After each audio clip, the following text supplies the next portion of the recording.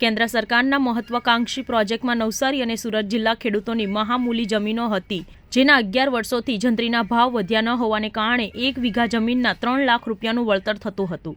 પરંતુ નવસારી અને સુરત જિલ્લાના બુલેટ ટ્રેન પ્રભાવિત ખેડૂતોએ ખેડૂત સમન્વય સમિતિ બનાવી નવસારીના સાંસદ અને પ્રદેશ ભાજપ પ્રમુખ સી.આર. પાટીલને મળીને કેન્દ્રના પ્રધાનમંત્રી નરેન્દ્ર મોદી અને તંત્ર સાથે સમન્વય સાંધી સુખદ ઉકેલ લાવવા માટે પ્રયાસો કર્યા હતા, જેમાં સરકારે ખેડૂતોની વાતો સાંભળી અને જંત્રીને બદલે 900 રૂપિયા પ્રમાણે ભાવ ગણી 1 વીઘાના 1.03 કરોડ રૂપિયા વળતર મળતા ખેડૂતોમાં ખુશી વ્યાપી હતી.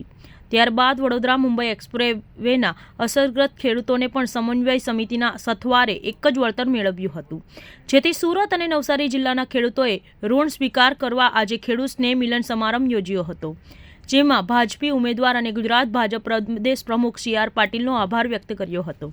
ખેડૂતોના અધિકાર માટે મદદરૂપ થવા બદલ સી.આર. પાટીલે સંતોષ વ્યક્ત કર્યો હતો. સાથે જ ખેડૂતો માટે કેન્દ્ર સરકારે કરેલી યોજનાઓ વિશે માહિતી આપી હતી. સાથે જ ખેડૂતોને લાચારીમાંથી બહાર કાઢવાનો પ્રયાસ મોદી સરકારે કર્યો હતો. આ સાથે સી.આર. પાટીલે કેન્દ્ર સરકારની મહિલાઓ, યુવાનો અને ગરીબો માટે કામગીરી વર્ણવી ચોથી વાર ઉમેદવારી મળવા ખેડૂતોના સહકારની અપેક્ષા દર્શાવી હતી. સાથે જ 18 એપ્રિલે ફોર્મ ભરવા સાથે જઈશું કહીને આમંત્રણ પણ આપ્યું હતું. ખેડૂતો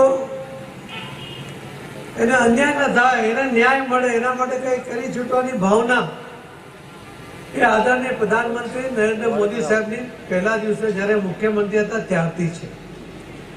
ગુજરાતની અંદર આદરણીય પ્રધાનમંત્રી મોદી સાહેબ જ્યારે મુખ્યમંત્રી હતા ત્યારે લગભગ 9 લાખ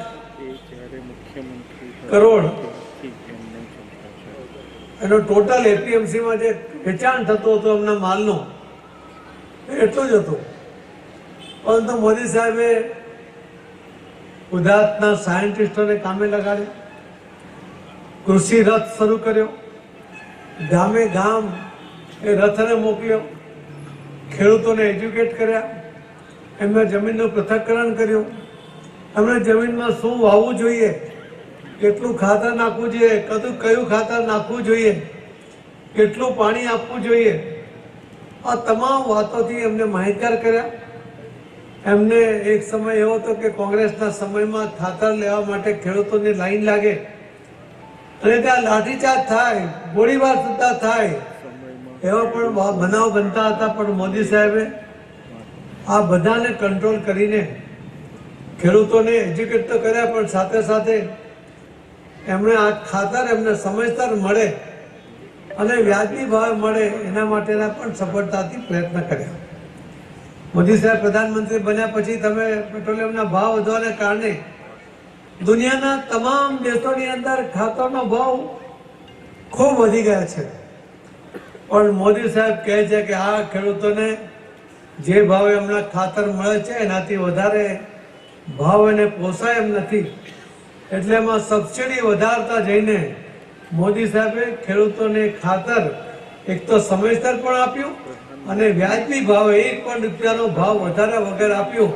એના માટે પણ મોદી સાહેબનો આપણે સૌએ આભાર માનવો જોઈએ.